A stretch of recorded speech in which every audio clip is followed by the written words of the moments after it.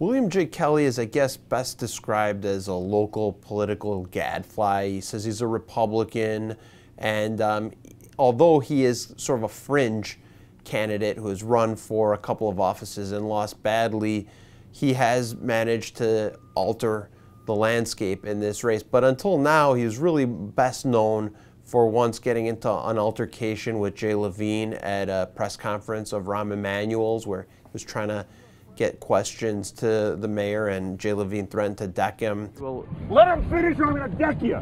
Really? Yeah. Are you his press secretary? He pressed charges which were later dismissed against Jay Levine, and then now he has been running for mayor, or he said he was going to run for mayor, only he didn't end up filing at the end. But before he, quote unquote, dropped out of this race that he said he was going to run, he gave himself $100,000 for the campaign, which triggered a campaign finance law exemption that lifted the cap. So now all the candidates can accept contributions above the caps from individuals, corporations, or political action committees.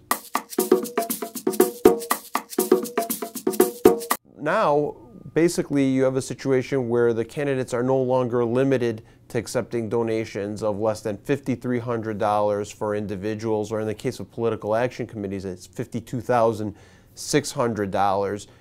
And Rahm Emanuel is back to what he was doing before these caps were put into place on January 1st, 2011, which is getting big checks from some very rich people, obviously, across the country.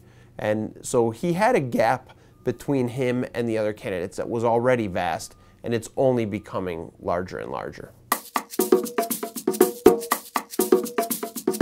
I talked to the state election board, and they say the caps will stay off, that they will stay off at least until the February election. Now, if there's a runoff in April, they may or may not stay on. And the problem is, this is a relatively new law, and people don't know what to do about it in a situation where a guy says he's going to run, gives himself $100,000, and then doesn't run. Nobody foresaw that actually happening, but if it does withstand scrutiny, let's say it goes to court, then I think it's a loophole that should be closed by the state lawmakers, that you shouldn't be able to pull a William J. Kelly and just say, hey, I'm running, I'm giving myself $100,000, and then give yourself the money back.